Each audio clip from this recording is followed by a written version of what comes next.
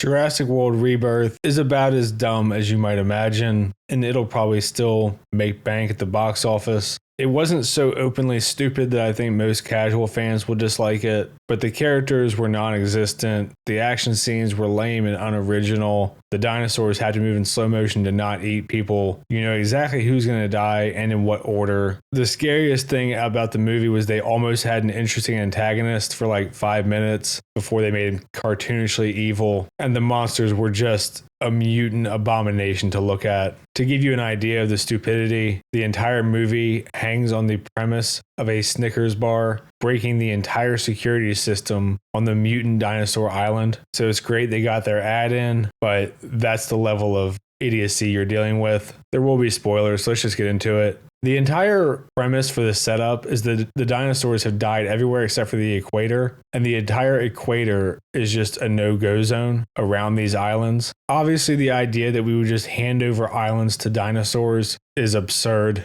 They don't really specify if it's just the islands or the entire equator that has dinosaurs, because things like the rainforest, where we get a ton of medicinal ingredients, are on the equator. I imagine these islands all have similar plants and animal life. And the fact that the entire world would just peacefully agree to turn over these islands to dinosaurs and not mess with the dinosaurs, not try to investigate the plants or do research, all of it is just retarded. The same way that 28 years later was retarded for pretending that a zombie island the size of England would just be okay with the entire globe, and that everyone would just honor this agreement just so that we can have our group be isolated. It's just so lazy. There are pretty much two separate plots to the movie that are pretty loosely tied together at a couple specific points. One plot is that Martin Krebs, who's a pharmaceutical rep, wants to hire Scarlett Johansson, who's Zora Bennett, and Dr. Henry Loomis to get blood from the three biggest monsters on this mutant island. And the goal is to create a medicine that will cure heart disease and obviously cut down drastically on one of the leading causes of death in the world. Zora uses Duncan Kincaid, who's Mahershala Ali, as a boat captain to get them to the islands.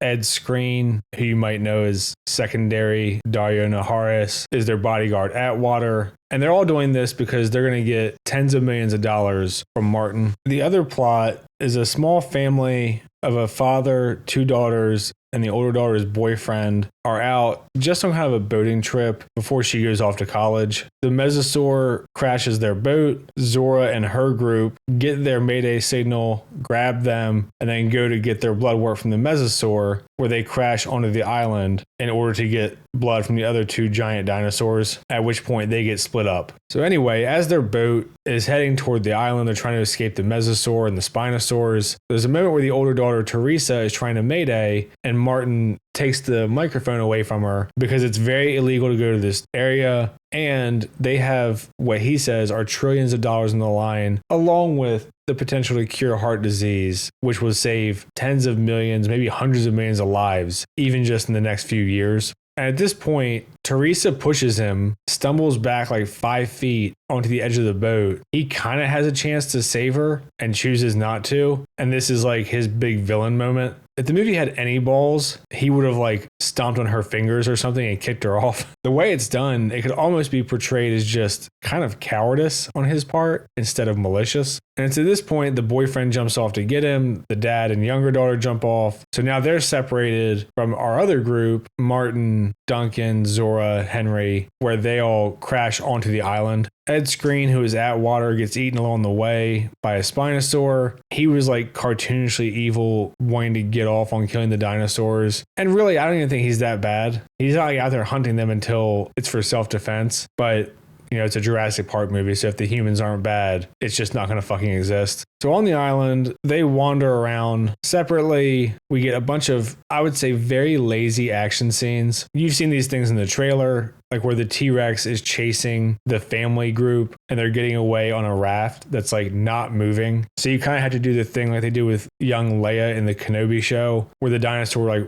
really takes his time walking to ensure that they can escape. You get like a really dumb thing where the boyfriend Xavier goes off to pee and a velociraptor is sneaking up on him before it's used as kind of a dark joke where one of the hybrids comes down on it, kills it, and fucks off. And then Xavier just walks away. Dr. Henry and Zora's group runs into these hybrid brontosaurus things to get their blood, and they use the main Jurassic Park theme. And I absolutely hate the way that the theme is used here. In the original, it is used to see the brontosaurus,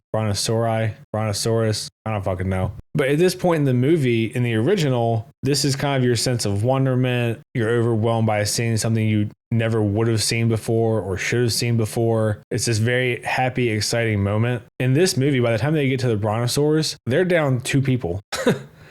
Like they had to fight with a mesosaur just to get on the island, and the Spinosaurus ate 2 of them. Doesn't really seem tonally appropriate to me, and they just jam it in for the feels. Then they move along to the big pterodactyl things, and at this point you know that the French black guy is going to die because you don't even know his name yet. Or at least I didn't. On IMDb, it says it's Leclerc. Who knew? They get their embryo juice, and at this point, they're good to go. And again, we get like the slowest chase scene ever, where Leclerc is being pulled up on a rappel line, and the giant bird is just pecking below his feet the whole time. And that's kind of the summation of this movie. Of course, you would think it's not going to get any dumber. And then Dr. Henry falls off a cliff. I think they say 500 feet is how high they are. He hits some branches, lands in about 2 feet of water. So he's good to go, obviously. Then they all go to this gas station where Zora has prepared for a helicopter to arrive. Magically, 17 years later, the gas station turns on right at sunset and attracts all the dinosaurs at night. So we get some more idiocy here. The fact that all their shit still works after 17 years, all the flashlights have batteries that work, the cars run, the boat works, the power at the gas station's still good to go. I mean, give me a fucking break. All that dumbassery aside, they do a shittier version of the original Velociraptor scene in the cafeteria with mutant things now. Zora tells Martin that if he tried to kill Teresa and she finds out that she's going to kill him, Martin has a gun. He ties the briefcase to himself with the blood vials and says, let's just wait for the copter. When Dr. Henry goes to signal the copter, the giant big boy of this movie, the D-Rex, which I can only assume means Dickhead Rex, eats the helicopter. It looks like if a Sang Healy from Halo didn't have armor and fucked one of the aliens from Aliens.